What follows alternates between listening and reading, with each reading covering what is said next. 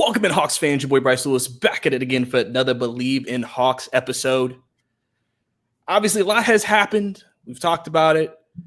Bigs are still going to happen as we continue to fill out this roster and continue through this offseason. A lot of people are excited right now. And so, we still have a lot of things that, like I said, people have questions about. And for that, I want to bring a special guest on, Kevin Chouinard. He writes for Hawks.com. You may have seen him on other podcasts. He's a guy who, has been covering the team for a while now, I believe. And first time on Believe in Hawks, man. How are you today? Very good. Very good. Beautiful day out today. Yeah, definitely. I mean, I don't know if it's hot where you at, but, yeah. It was a dry heat today. It was nice to have a dry heat instead of a wet heat for once. Oh, yeah, because usually humid, yeah. That definitely is nice for sure and everything. So, but, speaking of heat, some people say the Hawks are heating up, Kevin, and I want to dive right into that and just ask my first question to you.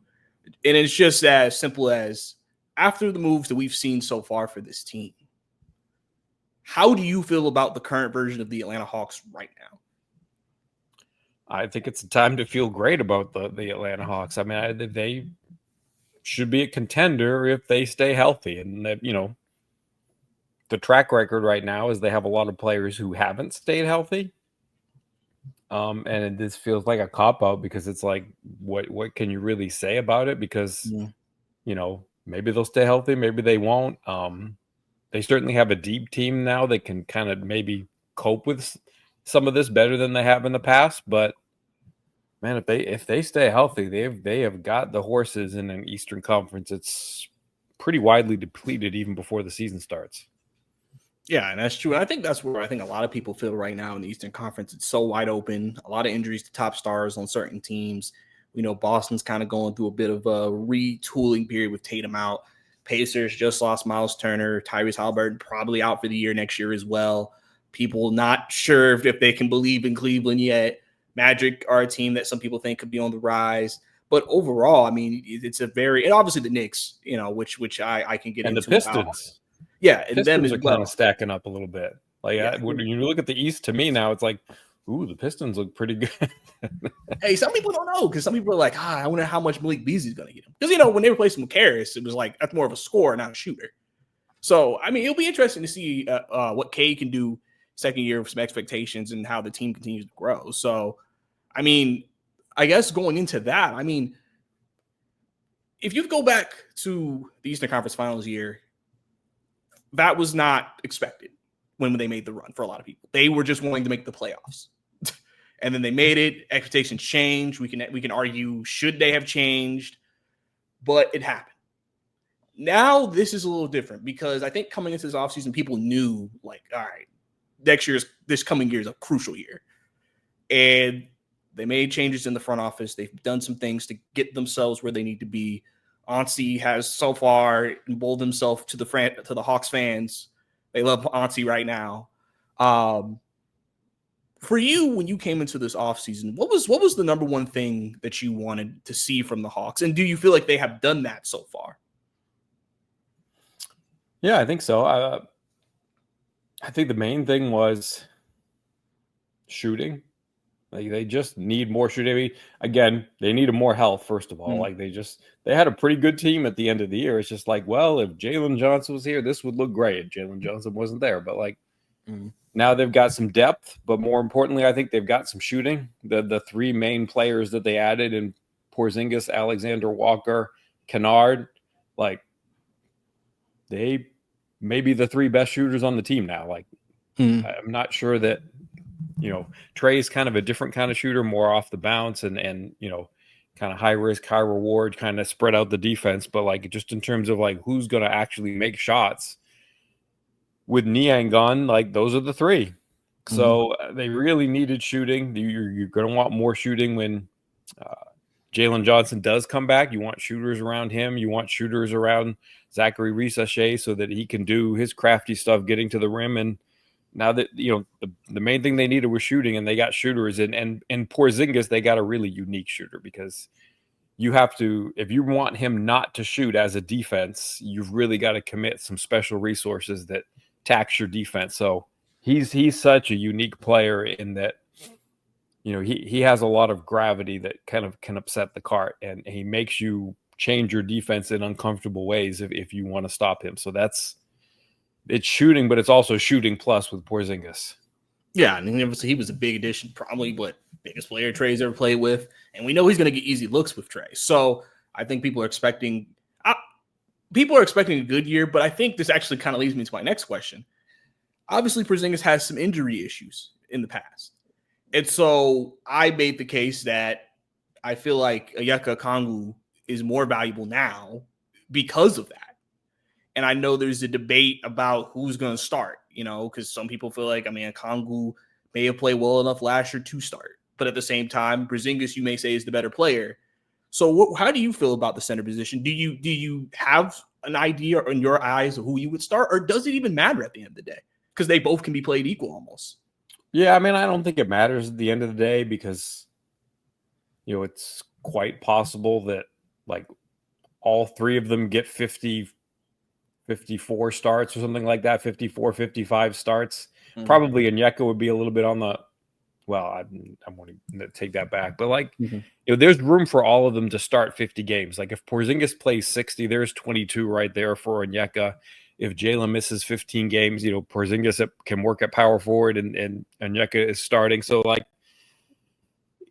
there's a very easy path for all of them to start 40 games. And even in the right situation, they might all start 50. I don't think it's a huge thing unless, a particular player feels particularly strongly about it. But other than that, it's going to happen where they all start a lot of games. All three of them are players who have missed significant time due to injury. And it's you're just trying to get them out there as much as you can. And the nice thing is that really any combination of the two will work. So because of that, they should all really get their time as a starter and you're just trying to get a good rhythm. I do think that Jaylen and Onyeka have a very, they have a good bond off the court, but they play particularly well with each other on it. Especially now that Onyeka has found his groove as a starter and he did it without Jaylen. When he comes back, I expect the two to be, really clicking. So, maybe you want to pair those two as starters, but ultimately I don't think it matters a whole lot unless one of them has a personal feeling about it. Yeah, I think, I think it's one of those things where I think the biggest thing the Hawks will want is just flexibility. Be able to say, hey, we can go big, we can go small.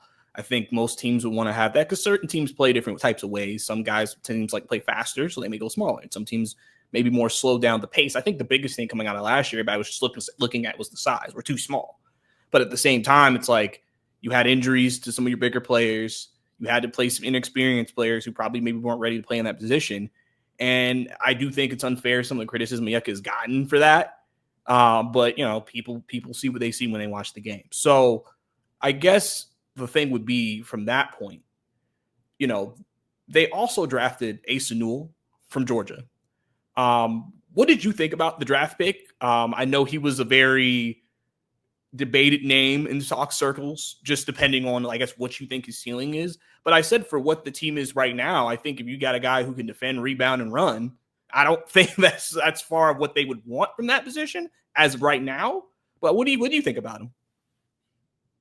I kind of want to separate it into two parts. Maybe just the first part is that, I think drafting him indicates that they recognize the need that they've had for a while. And it's not like we talked a minute ago, Onyeka is too small. And Onyeka is too small to make up for a small power forward. But Onyeka himself isn't too small. If he doesn't have to cover, for everybody else's sins and get all the defensive rebounds, he's fine. He's big enough, but he's not going to cover for Sadiq Bey at power forward. And he's not going to cover for Garrison Matthews at small forward or George Niang at power forward. He just needs a little bit of help with a secondary rim protector and some extra defensive rebounding. And he'll be just fine against whatever center he's matched up. He's just not going to cover for his power forward. So there's an archetype that it seems like the Hawks are looking for that starts with number one with Porzingis. But again, he's like the A++ case, but then extending to Mo Gay, Asa Newell, even somebody like Eli John Njai on the summer roster. Is like they want these rangy athletic fours that can cover a lot of ground and get to the rim to, make a contest at the rim, even if they have to come from a long ways away, because it's a very mobile defense. It's, they're putting a premium on being able to cover things out at the perimeter, but also when needed, get back to the rim. And these are all rangy guys who, Porzingis not as much in the defensive case, but he's still a secondary rim protector in the right situation. So it just seems like there's a much bigger priority on not being outsized at the 4. And Newell, I think he's going to be great. It might not be this year, but he's got all the tools to do those things. Like, he's just such a fluid mover that between that and his ability to protect the rim, like that's a special athlete. And in this particular draft, there really weren't a lot of those. It was a lot of guys who were smaller, a lot of guys who were maybe big wings, and a lot of bigs who were just not mobile. And so Newell kind of stood alone in this draft, other than Cooper Flag, of course, but the Hawks weren't getting him. So, I think they got a good player and one that fits the need that they have. Yeah, and I think the big thing with him too, some people wonder about is he a 4 or 5? Because some people think he's like a tweener. Like, what is his best natural position? But I mean, the Hawks have showed that versatility is one of the biggest things that they value in a player. Is just if you could do multiple things, we can just say you're a positionless player, and we'll go as such according to that. And another guy who may be in that same group is a guy you mentioned, Mo Gay, a guy who, like I said, was kind of forced to play after Jaylen went down. I know a lot of people see the defensive impact. He is a good weak side protector of the rim, secondary rim protector. Big thing for him is improving his shot. That would probably be the biggest thing, and just being more stronger with the ball, things of that nature. Where do you kind of see him in the shuffle of things? Because I think some people are wondering with Asa coming in, does that to put Gay back at third power forward? Is he like I call the first emergency guy up after the first 9-10 guys? Like, or is he someone who you think, hey, could still very much be in the rotation to begin the year?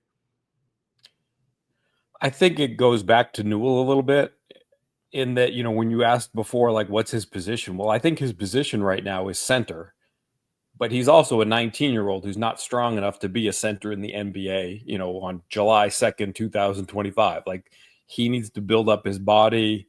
And eventually, I think he's going to expand his skill set to where he can be a power forward too. But right now, he's a center, but he doesn't have a center body yet. Like, he has the potential, and almost certainly he'll get there. But, I don't think he's a center yet. So I think, Mo is ahead of him right now for sure. I would think that he figures more strongly in their plans to compete when the regular season starts. But, that's not written in stone. And, for Mo, I think he has to, first of all, we mentioned it before, he's another one of the players who just, first of all, just needs to stay healthy. Like, he has a history of like awkward falls on his back. Like, he's an incredible defender, and he does such a good job contesting shots that you wouldn't even think could be contested, because he's just a long person who goes at it to really contest. But, sometimes he takes some awkward falls in that process. So for Mo, part of it's just he's trying to get stronger too, get healthier. I think one of the things that he's got to do is he's got to play better as a short role player. And strength goes with that. Like, he's got to work on his hands. Can he catch the ball on the move? I think he's getting better in the processing department. Like, if he gets it now, he knows where it's supposed to go. He's going to make the quick read, the right read. I think he's getting better in that. He's got to get more reliable hands. He's got to get stronger so that he doesn't get bumped off of his spots, so that when he moves to space, somebody trying to tag him doesn't throw him off his line, slow him down, make him lose his balance. Because I think that's the next thing that he can do on offense beyond just stand in the corner and shoot. And so, that's the big thing. I think he'll probably get there if he remains healthy too. Yeah, and he's also a very athletic guy too, I would say. Which, again, people always say Mo Gay, he didn't play the basketball that long before he got drafted. He's one of those guys where you're going into your body, but also trying to still learn how to play the game and then learning how to play at a high level. So he's part of the developmental process they've had in College Park, and now, with the main NBA roster on the Hawks. And so, it'll be interesting to kind of continue to see his growth. Because like you said, you kind of think he would factor into them trying to compete now in terms of experience, especially between the two, him and Asa. So, with that, we talked about Jaylen and how important it is for him to stay healthy. I think a lot of people, I guess now with Porzingis, you may say he's the second best player on the Hawks now. I mean, it just, depends. But Jaylen is still going to be a very big part of the success they have. And so obviously health is one of the main things you want to see from him this year, just staying healthy. But from a on the court perspective, what else are you looking for Jaylen to do this year, just in terms of his growth as a player? I think a big one for him, like, let's say that the starting five has Jaylen and Onyeka in the front court. Like this team, now that Zachary has found his footing, Dyson Daniels, Trey, like this is the team that should play fast. Like they should be top 4 in the league in pace if they're doing this right. And Jaylen's an unstoppable force in transition on offense. I think he can get a little bit better on defense. I think there are going to be a lot of situations where it's a little bit harder to read it because, like, in the past, if Jaylen was starting next to Clint Capella, Clint's going to go try to get the offensive rebound. Jaylen should be the one trying to be sort of the transition rim protector. I don't know how exactly that's going to shake out if it's, let's say, Jaylen and Onyeka together. Like if Onyeka is spaced to the 3-point line in a lot of situations, he might not be doing the offensive rebounding. It might be on him to be the transition defender. But I think Jaylen can do a better job in transition defense. Like when he's in open space, he has like a force of will to just move faster than other people. So I think a big thing that they're going to need if they're going to play with pace is to make sure that they're defending the other team's pace once the game accelerates. And for Jaylen, I think that's a really big piece of the process. And I think another piece that he's got to work on is to just find his spots. Like he needs to figure out how he can handle the ball to get to the rim. And that's really important for the Hawks. It reminds me a little bit of, well, no, I shouldn't say that. But to go back to the beginning, though, this is why shooting was so important. Okay, the Hawks really had to go out and get shooters because they need to space the floor for Jaylen. They've got to make it a little bit easier for him to get to the rim. And with some of the lineups they had last year, Zachary trying to figure out his way, Dyson kind of his first year of the team, Clint Capella didn't really space the floor at all and just kind of clunked things up around the rim for Jaylen. Now he's going to have Onyeka spacing the floor. Dyson and Zachary are another year in. They should be a lot more comfortable. There should be a lot more space for Jaylen, given that the Hawks have these 3 shooters too. So he needs to improve his skill set, but at the same time, the Hawks have made it a lot easier for him. And so he needs to take advantage of that and make sure that he's getting to the rim with much more regularity than he did last season. Yeah, and I think obviously that's his strength is getting to the rim. Obviously, a freight train coming down the hill. And I think people always talk about what is his ceiling. What can he be? I mean, before he got hurt, he was basically 20, 10, and 5. And you see that, and it's like, all right, probably is a good player. Though I will ask this follow-up question. I know at times last year they were trying to work with him, and you kind of mentioned a little bit about playmaking. You're good, and some passing. There were times where they would kind of run some point forward for him, just kind of let him bring it up and run that. Do you still see that being a part of the plan this year, or do you think with some of the changes to the roster, they may be like, hey, we may want you to focus more on this, like you said, maybe more in the paint, maybe more in the block, the post, and things of that nature? Yeah, I think that's certainly something that we could see more of. I mean, first of all, you'll see more of it when Trey's off.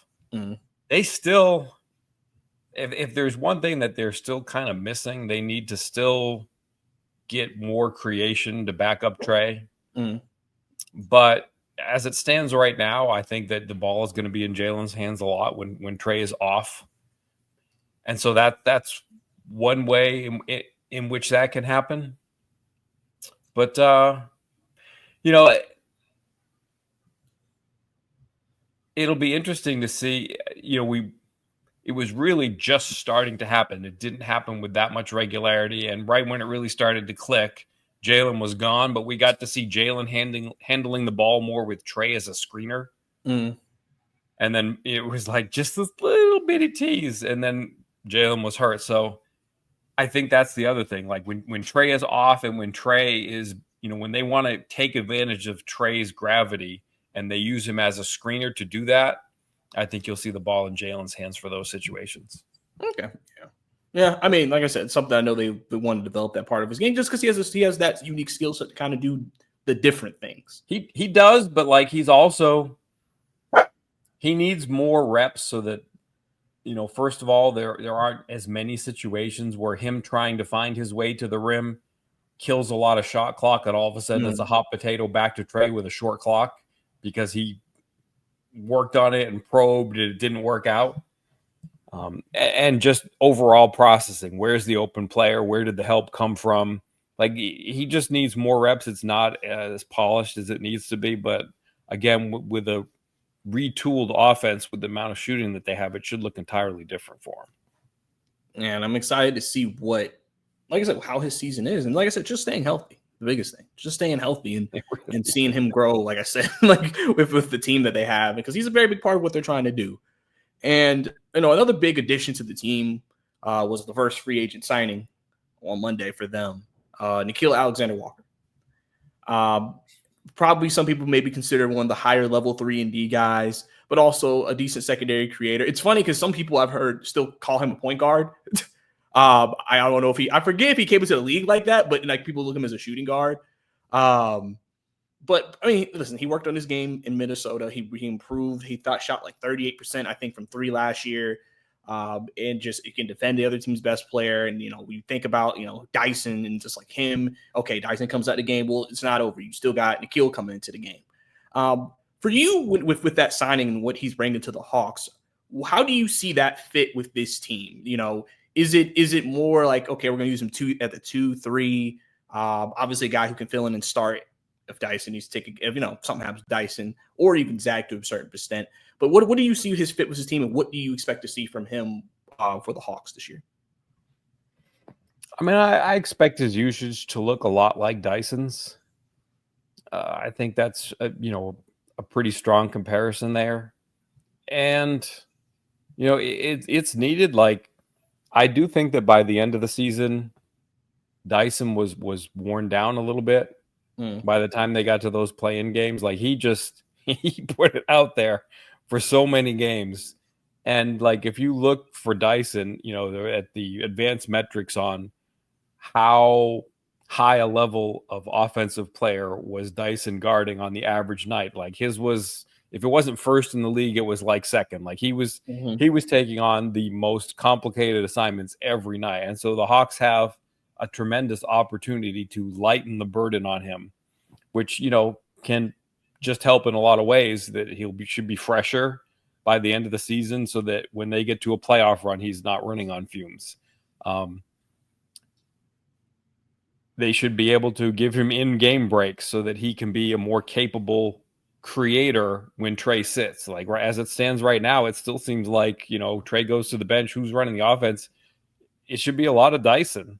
And, you know, he's kind of limited as a point guard, but the Hawks have such talented players that they stay healthy. Like it shouldn't really matter that much because the floor should be spaced even better than it was last year.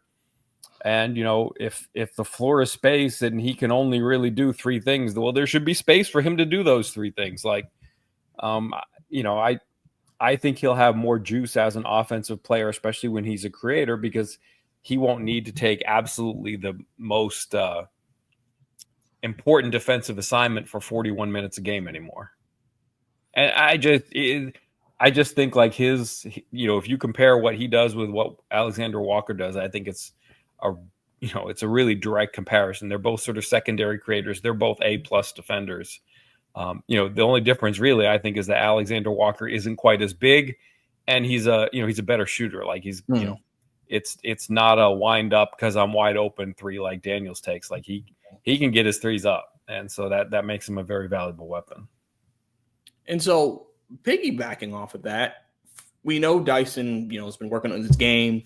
He's talked about how he wants to take pressure off Trae offensively if he can. What do you think is the most important thing for him this year? Do you think it's more important for him to become more of a shooter or more of a, offensive creator for himself? Obviously, we know at times I would say when he would play point guard, he would be more aggressive in drives because then he's getting guarded by the other team's point guard, which could be a smaller player. But which one do you think, if there was a stride to take offensively, would it be shooting or offensive creation?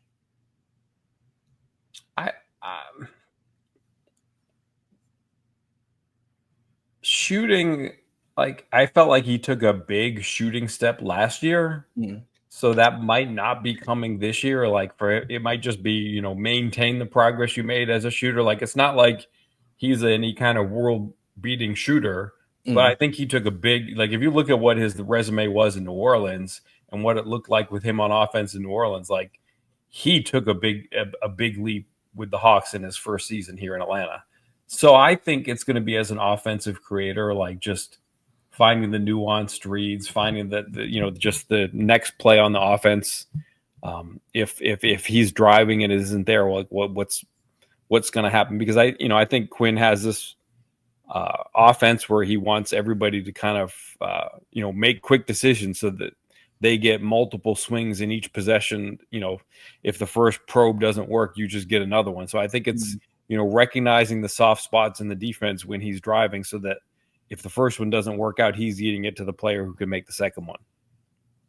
Yeah, and I think too, like you mentioned, if they still have that guy behind Trae, he may be, like I said, put in that role to run some things, get more reps on ball and that nature. Though that does kind of lead into the question of, I think throughout this offseason, I think a lot of people would say one of the biggest needs is maybe adding another guard to the room, another point guard to be exact. We really haven't heard a lot about point guard movement for them. So people wonder, are they still in love with Kobe Buffkin and they just hey, we'll see what happens? I think some people believe you got to at least bring a veteran in there just to be there with them. Obviously, it's a unique situation because since Trae's the point, I've heard people say you kind of want to try to cut Trae's minutes if you can, but he'll probably be playing around 35 a night. So if that's the case, that's about 13 minutes for the backup point guard, unless they place him too.